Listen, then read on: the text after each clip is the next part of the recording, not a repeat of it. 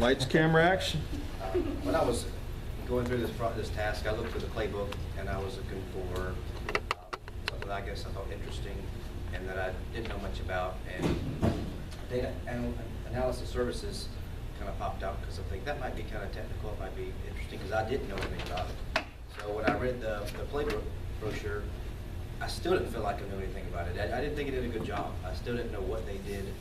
And so that even made me want to investigate this a little more. So I looked at the folks that did this. Roger Hornberger in this office is one of the people that does data analysis services. So I went and had an interview with him. And he was very passionate about this. He does lots of different things. He does audits and some tax work and this, and he does IT stuff. He does IT security.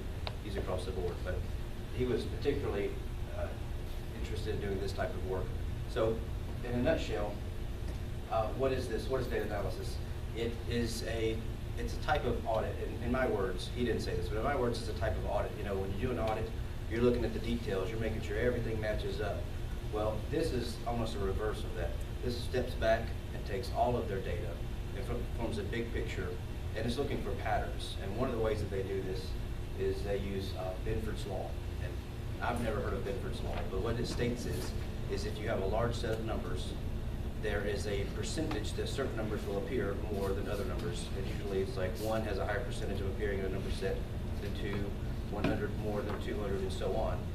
And they'll graph these, they'll take this, let's say you've got 2 years of checks. They like to do checks with this process. They'll take all the checks and they'll put the dollar amounts in, the payee, the check number, all this information, and they'll run this through this very expensive software that will run Binford's Law against these numbers.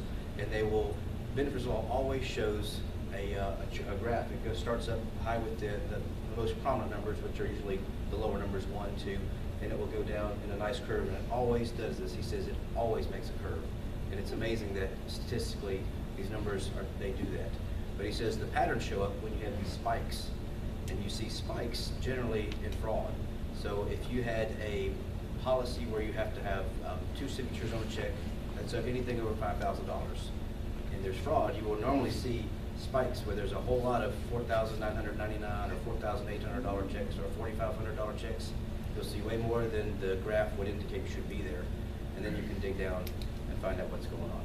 Well, that interested me when he said that, because in the playbook it mentions nothing about looking for fraud or anything like that. It talks more like a health check, like is your business doing as well as you think it is, and this analysis can also tell you that. It can tell you, are you paying vendors more in certain quarters than you did in previous quarters, or is there trends? It helps them find trend patterns is what this looks for, and it's very open. You can look for just about any kind of pattern you want. If they want to see what kind of industry is buying the most of my products, if they have the data, they can go through and find those patterns and tell you what you need to know. So data anomalies, that could be looking for fraud, or it could just be looking for, I want to know more about my business or my industry. So all of those things apply.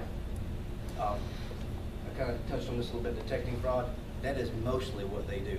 It says nothing about that in the playbook, but Roger says that's really what they do. So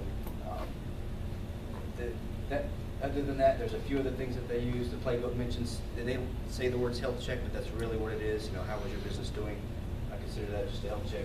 And the other thing is statistical sampling. So if you're doing an audit and you want to take a sampling of invoices or checks and do the audit against those particular pieces of information, they'll pull out a statistical sample that will give you a pretty accurate representation of these invoices across the board. You want some low invoices, some high dollar amount invoices, and so on. They'll pull these out for you for the audit.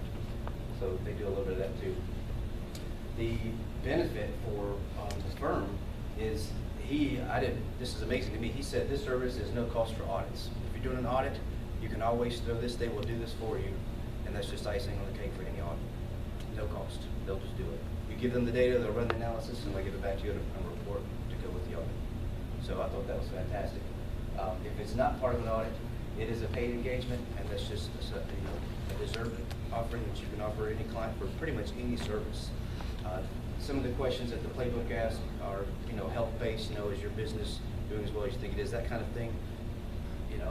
Some of the questions you might want to ask your clients, no matter what they do, is you know, do you feel like there's fraudulent activity going on in your business? We could possibly detect that, and that would be an engagement where they could go in and try to detect that.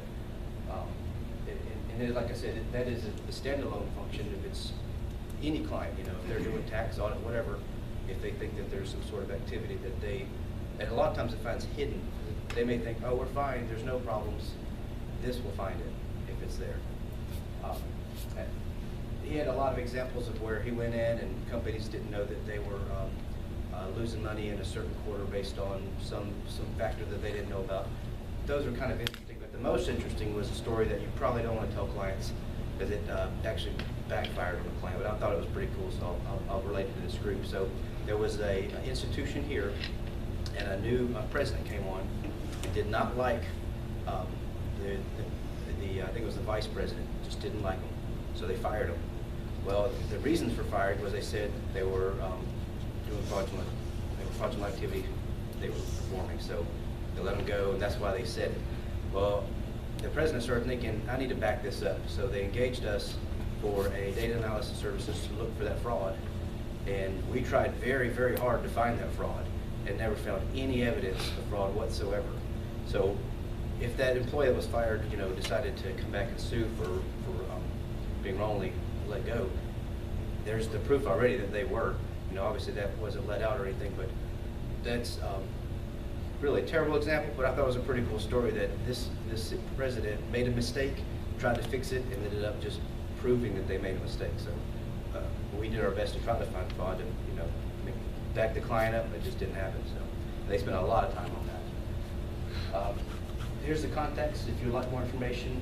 Paul Perry, he was in our, you guys weren't in, I went through the Warren Averett experience again recently. He's actually part of our Warren Averett Technology Group, but I hadn't really met him in person or spent much time with him in person, but I got to spend some time with him at the Warren Averett experience.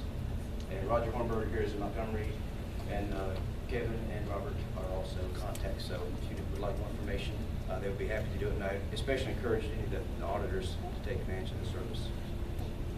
Any questions? What does the SME stand for? Subject matter expert.